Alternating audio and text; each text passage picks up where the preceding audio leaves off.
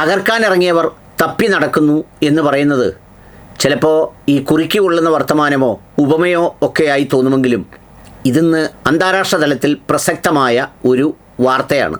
അതിൻ്റെ തലക്കെട്ടാണ്. സംഗതി വേറൊന്നുമല്ല, ഇറാനെ തകർക്കാൻ, ഉന്മൂലനം ചെയ്യാൻ, ശിലായുഗത്തിലേക്ക് പറഞ്ഞുവിടാൻ എന്ന പേരിലെല്ലാം ആക്രോശിച്ച് വലിയ ബഹളം വെച്ച് വന്നിട്ട് ഇപ്പം അമേരിക്കൻ വിമാനങ്ങൾ തപ്പി നടക്കുകയാണ്. 3 വിമാനം തകർത്തിട്ടു ഇറാൻ. അതിൽ ഒരു പൈലറ്റിനെ മാത്രമേ രക്ഷപ്പെടുത്താൻ കഴിഞ്ഞുള്ളൂ. ബാക്കി പൈലറ്റുമാരെവിടെയെന്ന് അന്വേഷിക്കാൻ സുസജ്ജമായ ഹെലികോപ്റ്ററുമായി വന്നു. ആ ഹെലികോപ്റ്ററിനിട്ടും വെടിവെച്ചു. ഈ വെടി കൊണ്ടെങ്കിലും ഹെലികോപ്റ്റർ രക്ഷപ്പെട്ടു. ഇതെല്ലാമായിട്ടും ആശാൻ പറയുന്നത്, ഞാൻ പുറത്തു കൊടുത്തിരിക്കുന്നു. ഈ പ്രശ്നങ്ങളൊന്നും തന്നെ മധ്യസ്ഥ ചർച്ചയ്ക്ക് ഒരു തടസ്സവുമല്ല. ഇനിയും നിങ്ങൾക്ക് മധ്യസ്ഥ നടത്താം. അടി എത്ര വേണമെങ്കിലും ഞങ്ങളെ അടിക്കാം. ഞങ്ങളും അങ്ങോട്ട് അടിച്ചുകൊണ്ടേയിരിക്കും.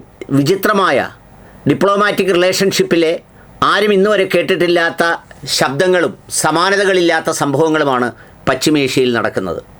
അതെ, ഇറാൻ എന്ന് പറയുന്ന രാജ്യത്തെ ഉന്മൂലനം ചെയ്ത് അവിടുത്തെ ഭരണകൂടത്തെ മാറ്റി റെജിം ചേഞ്ച് നടപ്പിലാക്കി അമേരിക്കയിലെ ട്രംപിനും നെതന്യാഹുവിനും ഇഷ്ടപ്പെടുന്ന ഏറ്റവും പ്രധാനപ്പെട്ട ഒരു സർക്കാരിനെ ഉണ്ടാക്കി അവിടെ വാഴിച്ച് വളരെ സന്തോഷപൂർവ്വം പിൻവാങ്ങാനാണ് അടി തുടങ്ങിയത്. 2 ദിവസം കൊണ്ട് വിജയിച്ചിരുന്നു. എന്നാൽ 2 ദിവസം മുതൽ ഇങ്ങോട്ട് വിജയിച്ചു കൊണ്ടേയിരിക്കുകയാണ്. ട്രൂത്ത് സോഷ്യലിലൂടെ ഒക്കെ പറഞ്ഞതുകൂടാതെ അമേരിക്കക്കാരെ മുഴുവൻ വിളിച്ചുകൂട്ടി അദ്ദേഹം എല്ലാവരും കേൾക്കെ ഉറക്കെ പറഞ്ഞു, നമ്മൾ വിജയിച്ചു കഴിഞ്ഞിരിക്കുന്നു, ഇനി പെട്ടെന്ന് അവസാനിക്കും. ദിവസമൊന്നും പറയാനൊക്കില്ല. എന്നാൽ ഇതേ സമയം തന്നെ മറുവശത്ത് ഇത് അവസാനിക്കും, തീരുമെന്ന് പറയുകയും അതോടൊപ്പം തന്നെ ആക്രമണം അതിൻ്റെ രൂക്ഷമായ ഭാവത്തിൽ തുടരുകയും ചെയ്യുന്നു. എല്ലാ ലോഞ്ചിങ്ങും കഴിഞ്ഞു, എല്ലാ ലോഞ്ച് പാഡുകളും ആക്രമിച്ചു, ഇനി ഒരു ശേഷിയും ഇറാനില്ല എന്നാണ് പറഞ്ഞത്. എല്ലാവർക്കും അറിയാവുന്നതുപോലെ ഇറാൻ തനിച്ചല്ലല്ലോ ഈ യുദ്ധത്തിലുള്ളത്. അവരുടെ കയ്യിൽ എല്ലാ അത്യന്താധുനികമായ ഉപകരണങ്ങളുമുണ്ട്. സംരക്ഷിക്കേണ്ടതിനെ അവർ സംരക്ഷിക്കുന്നുണ്ട്. ആ സംരക്ഷിക്കപ്പെടുന്നത് വരെ അവരുടെ പോരാട്ടം അവർ തുടർന്നുകൊണ്ടേയിരിക്കും. അങ്ങനെ ആക്രോശിച്ച് അടിച്ച് തകർക്കാനിറങ്ങിയവരാണ്. ഇപ്പോൾ അടിക്കഷണം തപ്പി നടക്കുകയാണ് അവിടെ എല്ലാം. 3 വിമാനങ്ങളാണ് അടിച്ചിട്ടുവെന്ന് IRGC പറയുന്നത്. 2 എണ്ണം വരെ അമേരിക്ക സമ്മതിച്ചിട്ടുണ്ട്.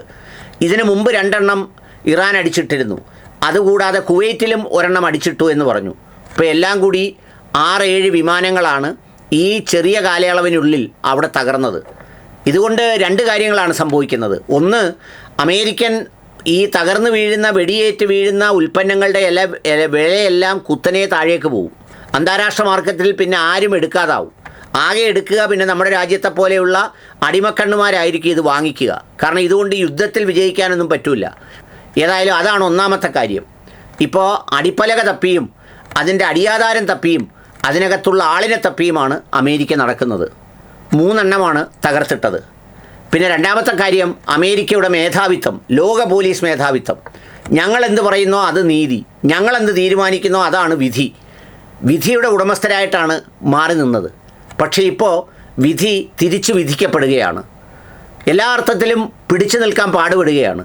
ഇതെല്ലാം പറയുമ്പോഴും ആത്യന്തികമായി ഇറാൻ ജയിച്ചു കളയുമെന്നൊന്നും ഞാൻ അവകാശപ്പെടുന്നില്ല. എന്തെന്ന് വെച്ചാൽ എൻ്റെ ഭൗതികമായ കണ്ണുകൾ കൊണ്ട് നോക്കുമ്പോൾ, എൻ്റെ ഭൗതികമായ ചിന്ത വെച്ച് നോക്കുമ്പോൾ, എൻ്റെ ബുദ്ധി കൊണ്ട് നോക്കുമ്പോൾ ആ ബുദ്ധിക്കാധാരം ആയുധങ്ങളും സമ്പത്തുമാണെന്നുള്ളതുകൊണ്ട് അതിൽ ഞാൻ വിശ്വസിക്കുന്നില്ല. പക്ഷേ എങ്കിൽ പോലും അടിപ്പലക ഇളക്കുകയാണ്, അടിച്ച് കീറുകയാണ്, അവർ തല്ലി പൊട്ടിക്കുകയാണ്.